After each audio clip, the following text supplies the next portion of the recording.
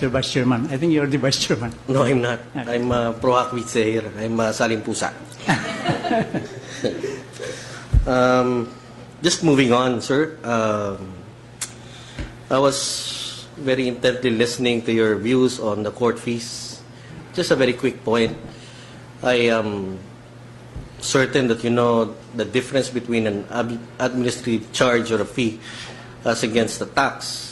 The fee being imposed by the court is for its administrative expense, just to run the regular business of court administration. And the Chief Justice, all we know, is the CEO, really the big boss in court administration.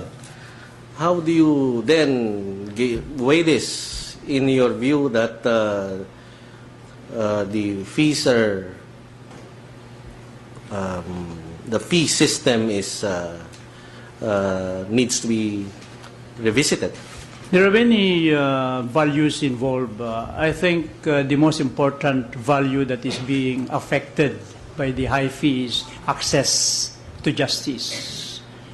And between access to justice and the requirement for in the administration, the management of the court, I think we have to give more premium to that value of access to justice, because that is the essence of our democratic system. Fair opportunity, the opportunity to seek redress for their grievances. Mm-hmm. I have two more questions, if I may. I was listening to you earlier when you were talking about your grandchildren. I know a sense of fondness that you have of them. And my take is that this is because you see in them the future. And I'm sure you're very interested in legacy. In that sense, as a lawyer and whether or not chosen as the Chief Justice, what do you think, what is your aspiration to be your legacy in this country? The sense of posterity, you mean? I think and I hope to make the difference in the administration of justice. That's why the motto, "A New Order of the Ages," is very important to me, because the different prescriptions that I submitted may be developing the new order of the ages. Perhaps it may help in the liberation of the people from poverty. We just hope that if we think outside the box, come up with some ideas, and perhaps for the first 20 years our focus would be economic development, and the Judicial Department will be helping in that idea of economic development through the rule of law. Because my the vision in the triangle approach that I said is economic development and human enhancement through the rule of law. Then I could have made the difference. My last question is, the Constitution right now provides that bars foreigners from practicing law in the Philippines unless provided for by law. Do you think that it is now time to allow foreigners to practice law in this country by legislation?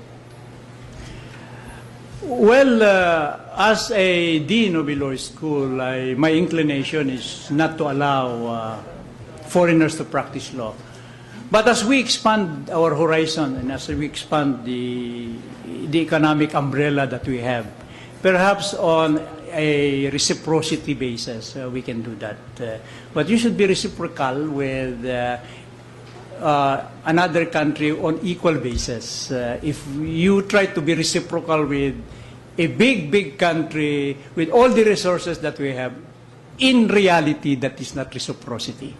It will just be on paper. So I want a reciprocity that is not just based on paper, but on the reality on the ground. On that note, Mr. Chairman, I'm sure you have plenty questions to ask. I give it to the Chair. Maraming salamat po, Dean, and good luck po. Thank you. Alamatan ni Dean Valdez, ako nang susunod magtanong kaya binigyan ako ng magandang compliment. Thank you, thank you. Salamat Apo. Ito ang tanong ko, Dean Valdez is humility a quality? It is Chief equality. Justice? It is equality. Is important. Humility is important. But modesty could be more appropriate because sometimes if you overdo the humility, it may show weakness. But humility is part of judicial temperament. And I think judicial temperament is one of the important qualities, aside from the qualifications provided for under the Constitution. Do you agree with me? That's true, but you Amading? must be able to assert yourself also. If you are a leader of the court, you must be able to assert yourself without being disrespectful to your colleagues. Yeah. So we agree on that. Yes, Your the Honor. humility is part of judicial temperament, and judicial temperament is a quality, one of the important qualities of a jurist, not only a Chief Justice. Okay. Now, did I hear you right that you want the collection of fees declared as unconstitutional? I was just musing about it because it denied access to the court.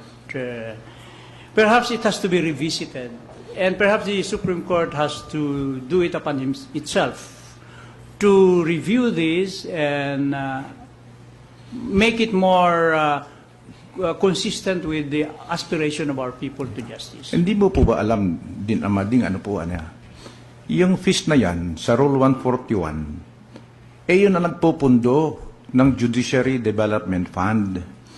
Ang Judiciary Development Fund, provided for po ng batas yan So, kung walang fees yan, saan anong pagpapan namin sa Judiciary Development Fund? I think that was the trust of... Pangalawa, part of the fees that we collect, pupunta rin sa 9227 yung Republic Act 9227 Yun ang tinatawag na SADS. Ngayon, yung Judiciary Development Fund, for your information, part of that goes to the employees. Yung lowest ranking na empleyado ng Korte Suprema, mas malaki ang tatanggapin kaysa sa justice ng Korte Suprema. Reverse, pag mababang sweldo mo, mas malaki. Kaya kami sa Supreme Court, mababa lang yung allowance namin na nanggagaling sa JDF Yung SADS naman, ito po ginawa ng ng Congress at Senado Unanimous yan. Yung sa 9227 para mapagbigyan ng mga huwes at saka mga justices ng additional income noong 2007 nag-create sila ng special allowance for judges and justices. Iyon po, hindi po yung nagpupundo doon, hindi po nanggagaling sa budget. Nanggagaling po sa fees. At yan po, kung may sobra doon sa SADS ng mga judges at saka justices, yung hindi directly benefited, yung indirectly benefited, ibinibigay po namin sa mga empleyado yan Yun po binibigay namin sa empleyado. Kami ay natutuwa dahil ng balita namin yung budget ng Korte Suprema naging 1.8% na But nung ginawa nung SADS, nung 2007, naku po, ang budget namin less than 1%. Kaya nagpapasalamat kami sa Congress. We are hoping na hindi na nila babawasan Gusto ka namin sana nandito katabi ko si Congressman Topas. Nalalaman na niya kung anong trabaho sa Korte Suprema. Baka dudublehin na Ganon po yun Okay. Now, you were also talking about... Now, can I address that issue first, Mr. Chairman? Because I did not advocate the abolition. I just said that perhaps we have to review it and perhaps to make it reasonable. At saka sinasabi ko po, yung ID na pinupropose ko, it might generate funds. Para hindi masyadong hahaba, linilipit ko lang yung questions ko muna doon. We will take another topic, and this you have to just listen from me. then you answer the question as they are questions as they are propounded.